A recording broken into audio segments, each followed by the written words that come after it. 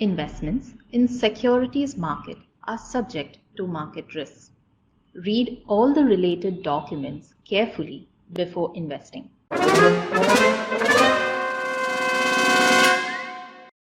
When the markets go up, our portfolio will also rise.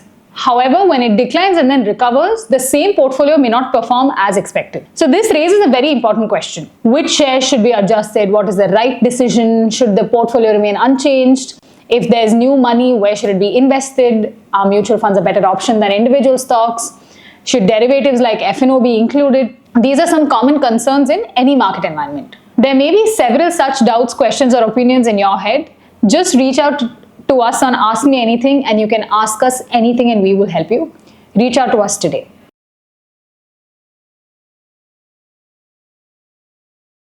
Market bounce back. How should you invest? If you've been tracking the markets, you would have noticed that last week was the best week for Indian indices in almost 4 years.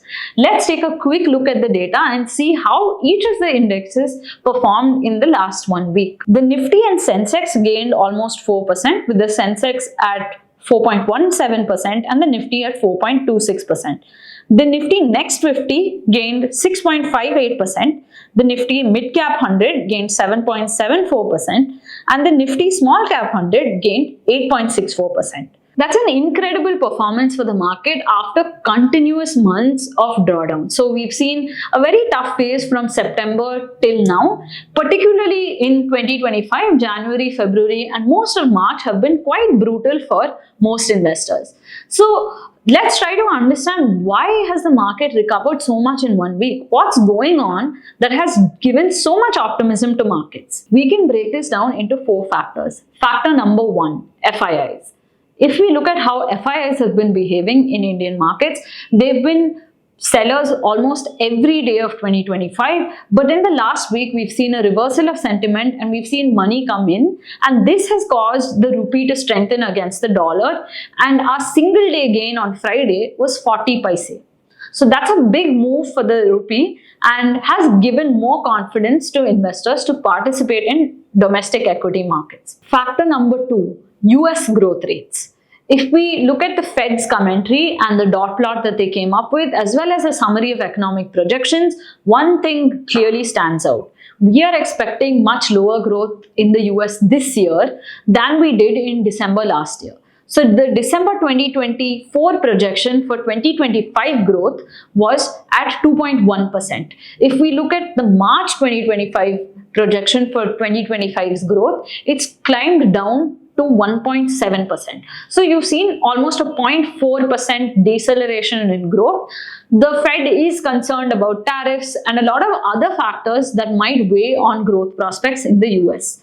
So if the US economy is growing at a slower pace, there is a need for capital to move into higher growth avenues, and emerging markets stand out as an investment opportunity. The third factor is dollar depreciation. If you are looking at the DXY, which is the dollar index, you would have noticed that in the last 1 week, it actually appreciated by 0.7%.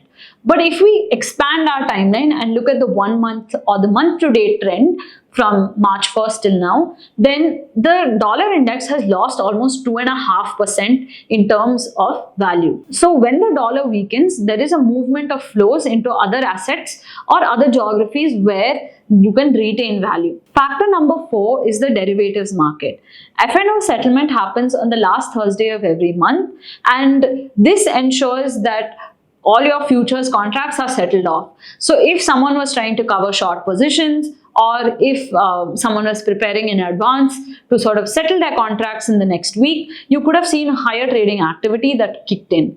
At the same time, you might also have arbitrage opportunities that have come in because you've moved from a phase of high volatility into a phase of low volatility. So anybody who's tracking the India VIX would have noticed that volatility has steadily been coming down over the last few trading sessions, and this could again create more scope for trading and activity to happen in the markets. Now that we know the 4 factors that have contributed to this market uptrend, we need to analyze and see whether this uptrend is something that's sustainable. Is it something that is taking us back to the good old times of 2024, or is it something that's heading us into a new market direction or a new phase where we need to look at things differently?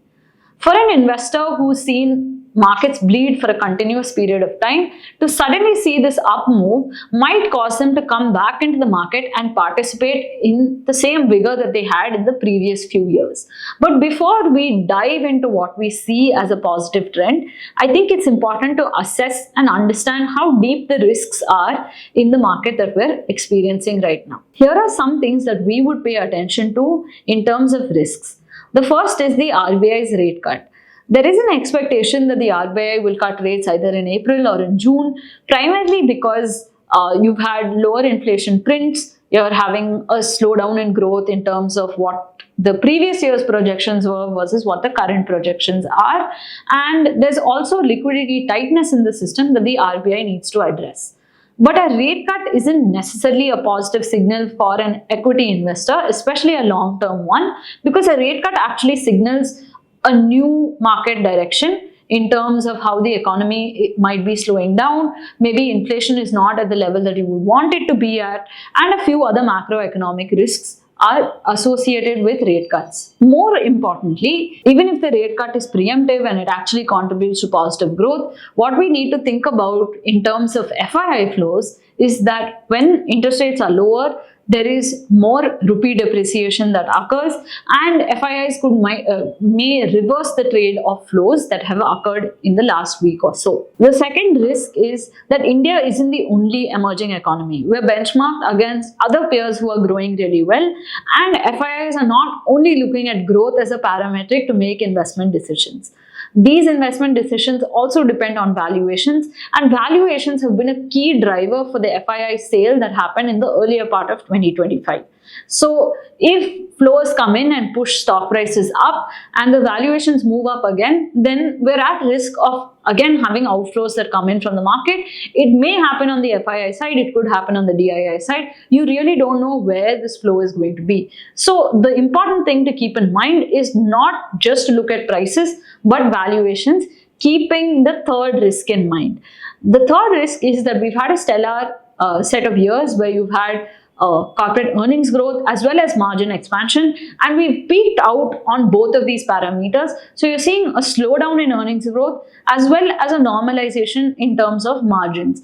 Now, when these two things happen, expectations change and valuations take a revision. So we need to be a lot more cautious about the kind of valuations we're labeling companies with, and we need to have some level of safety to protect us from the changes in performance that are cyclical in nature. Last but not least, we need to pay some attention to global risks. The Fed has been vocal about the slowdown in the US economy, and the US is actually one of the fastest growing advanced economies. So if the US is taking a hit, it's very likely that other advanced economies are going to go through a slowdown. Slowdowns can have spillover effects, and if the world is slowing down, it's going to be very difficult for India to maintain a high level of growth in that environment. Second of all, tariffs have been a daily headline causing waves across the global markets. Unless we see some predictability or direction to the way in which tariffs are moving, it will be very difficult for global markets to adjust and calibrate valuations as well as expectations. Keeping all of these risks in mind, it's clear that we're heading into a new market phase.